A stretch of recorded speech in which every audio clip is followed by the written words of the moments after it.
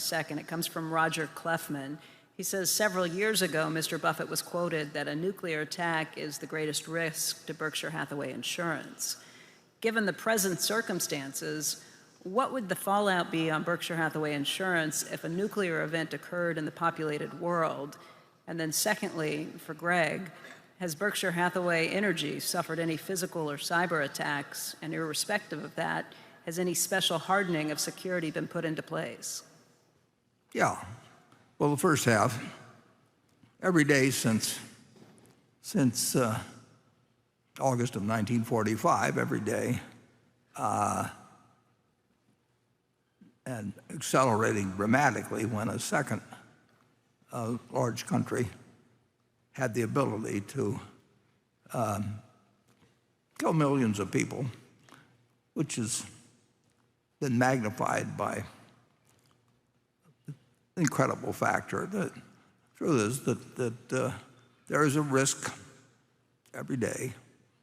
It's a very, very tiny risk, but as Ajit, anybody at this table could tell you, if you roll, well, they had a pair of dice out of the Desert Inn in Las Vegas for a while under a glass thing, and some guy throwing 32 passes in a row, and I don't know what, maybe the odds are 8 million to 1 against that, or 4 million to 1 against, 4 billion to 1 against it. But if you just keep rolling the dice, everything will happen. I mean, if get 330 million Americans out tomorrow, every American says heads or tails, and they do it every day. After 10 days, you've got 330,000 of them that have called the flip 10 times in a row, and if you do it 10 more days, you've still got a bunch of people who've done it 20 times in a row, and they really think they have learned how to control the flip. Well, the answer is the world is flipping a coin every day as to whether people who can literally destroy the planet as we know it, will do it. And unfortunately, the major problem is with people that have large stocks of nuclear weapons and ICBMs. When they talk about using tactile nuclear weapons because somebody will be upset because they're losing a war, I mean, does anybody think that somebody's willing to kill, hundreds of thousands of people with tactile weapons? I mean, why do they stop? But if they're, it is a very, very, very, very dangerous world, but we don't have any way of protecting There's no way against a big nuclear attack. I know a man who said, I know what I'm going to do if there's a nuclear war. I'm going to crawl under the table and kiss my ass goodbye. Well, yeah, and Charlie is in charge of loss control at Berkshire.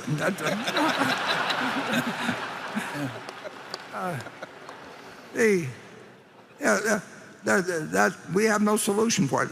No, we don't. And there isn't any solution for it. And it's extraordinary when you think about it. In August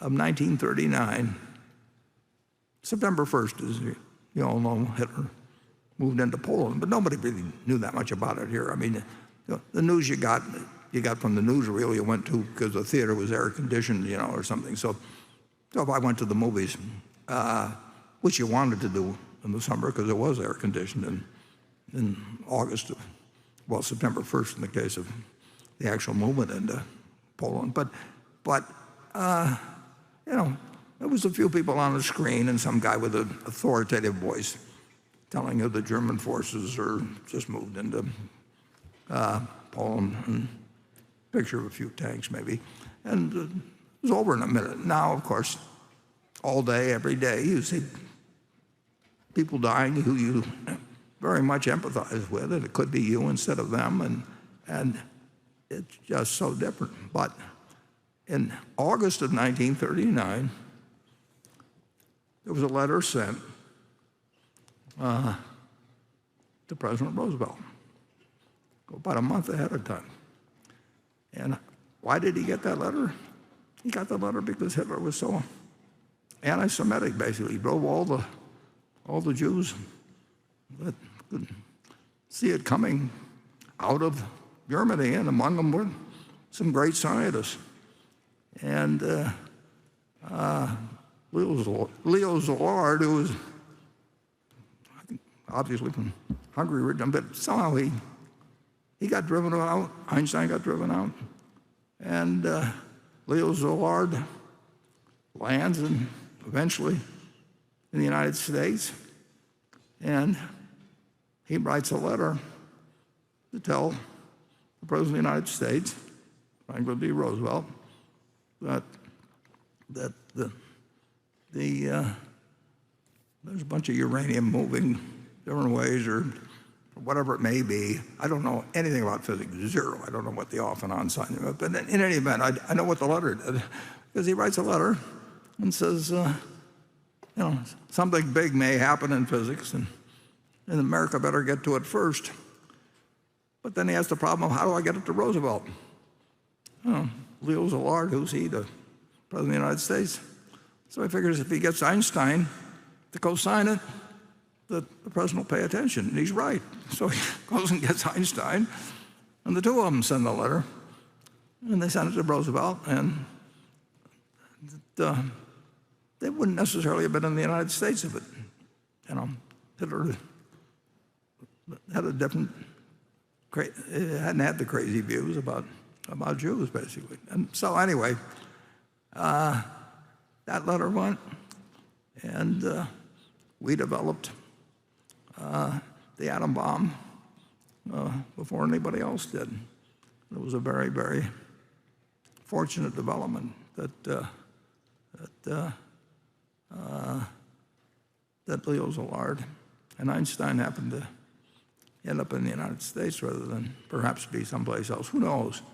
But the accidents of history, and there's going to be more accidents in connection with atomic weapons. We've come close various times. I mean, we had geese flying over, somewhere up north, and NORAD gets a crazy signal. And we've had wrong training tapes placed one time. We're in the Soviet Union or some. It looks like things are going on, and we can't do anything about it. And that is one risk that Berkshire absolutely has no interest in, even though you can say everybody in the world should have an interest, but it doesn't do us any good. The feeling doesn't do us any good to think about it. But that doesn't stop the fact that there are two powers in the world that, through miscalculation of the other's intentions, through all kinds of things, have come close in the past. And Charlie and I lived through the Cuban Missile Crisis, and we knew there was some chance that weapons of mass destruction would be used. And believe me, there's a lot more bad that can happen, and humanity has not really come up with a counterforce to technology. I mean, if you live back in the caveman ages, if you were a sociopath or something, you threw a rock at the guy in the next cave, or something. I mean, it was sort of proportional to, and we kept developing, and then there was this breakthrough where technology has totally outrun humanity, and we'll see what happens, but so far so good. And Berkshire does not have an answer, though. There's certain things we don't write policies on because we wouldn't be able to make good on them anyway, if it happened. And everybody would know we wouldn't be able to make good on them. So we're you have that risk, and there's nothing Berkshire can protect you against. And we've been very lucky so far. Ajit, do you ever get any questions in terms of? In addition to all what Warren has said in terms of the chance of something like this happening, the additional thing that concerns me about a nuclear situation is my lack of ability to really estimate what our real exposure is in the event of a nuclear event. When you're talking about other big exposures we have, earthquake and hurricane and cyber, I can, with some reasonable degree of accuracy, have a point of view in terms of how large our exposures can be and how big our loss can be. When it comes to a nuclear thing, I sort of surrender. It's very difficult for us to estimate how bad can be. Very many different lines of exposures will be affected by it. And even though in almost all our contracts we try and exclude nuclear as a covered peril, nevertheless, if something like that were to happen, I'm fairly positive that the regulators and the courts will hold it against the insurers, and they'll rewrite the contract and we'll be required to pay. For example, one thing which is already being talked about, we issue what are called fire policies. And these fire policies try and exclude nuclear as a covered peril.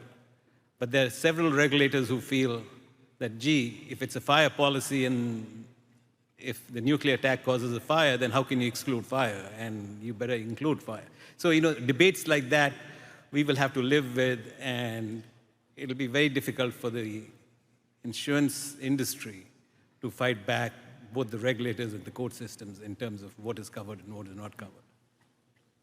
And there won't be any regulators or anybody else. So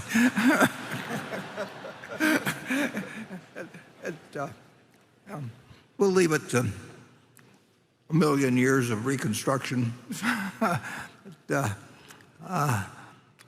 Einstein said that, he said, I know not what the weapons will be for World War III, but I know the weapons for World War IV will be sticks and stones. There's a lot of things. I mean, it just, if you're worried about the effect of nuclear attacks, you got other things to worry about than the value of your Berkshire. I'll put it that way. and what other cheerful things? Station. Warren, you want me to touch on the cyber? Oh yeah, sure. Yeah, I'll just touch on the cyber because it was raised, and when you do think of Berkshire and they use Berkshire Hathaway Energy as a reference, but cyber risk and managing that risk, both at Berkshire, really falls across all of our subsidiaries, and it's a constant risk that's there. It's one of our greatest risks we're always evaluating and trying to literally defend against. And if we use Berkshire Hathaway Energy as an example, we would receive billions of attacks every day against our various operating systems. So that's basically what our team is in place for. Both they harden the assets to deflect it, and then evaluating the underlying attacks we have, every second of the day. And by the way, that would we'd have a number of operating subsidiaries that experience that, but obviously it's the rail and the energy and a few others that we spend a lot of time on, a lot of effort, a lot of resources. And the good news is that through to today, our teams have done an exceptional job. We really haven't had a significant event. We've had some minor events at small businesses, but across our major businesses, across our major operating systems, we've had the proper security protocol in place to avoid events, but it never stops. Our team would tell you that every day that's a risk they recognize and a risk they're addressing within the businesses. So a significant risk, but a significant priority for all of our operating teams. Yeah, and I would add one thing. I think Greg knows way more about this than I do, but my impression from everything I've seen is that you always have, historically the private industry has always said the government can't do anything right, and government always says that private industry is just thinking about itself, all these things. The truth is, from everything I've seen, is that the cooperation between government and business in terms of trying to minimize the threat of cyber problems, I think has been magnificent, basically, in that experience. Yeah, excellent point. When it comes to cyber, the collaboration between a variety of U.S. agencies and our individual businesses, it's incredibly strong, including down to the certain agencies will submit basically a lot of our operating data on a daily basis, where they're helping us go through it to identify if we have a bad character, a bad individual who's maybe penetrated into our system. So it's a strong collaboration, and Warren, you're absolutely right. It's very unique to see how both the industry and the government's working so closely. But I think we both recognize it as such a significant risk. We have to stay strongly aligned on the approach. It's a real partnership. It's a Yeah. real partnership, and we can do better because the government is helping us, and the government can do better because we're helping them, and there's no lack of will on either side. And cyber. I mean, it blows your mind on sort of the nuclear is the number one threat, but it's a very, very, very low probability. Someday the sun will burn out too, but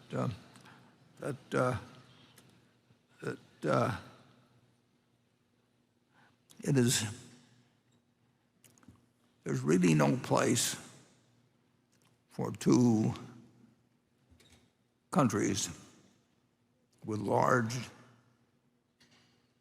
ICBM possibilities and who knows what else and everything.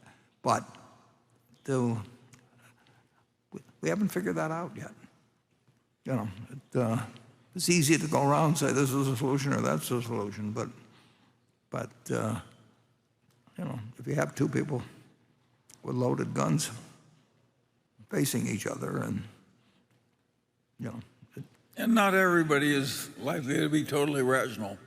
well, we see so much irrationality in where people's self-interest is involved.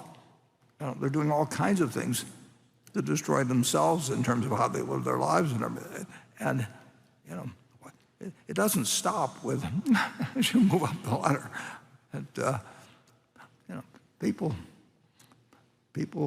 Some people do terrible things, and you just have to very much hope that they aren't in a position where they can do it all by themselves with the rest of the world as their supposed prize.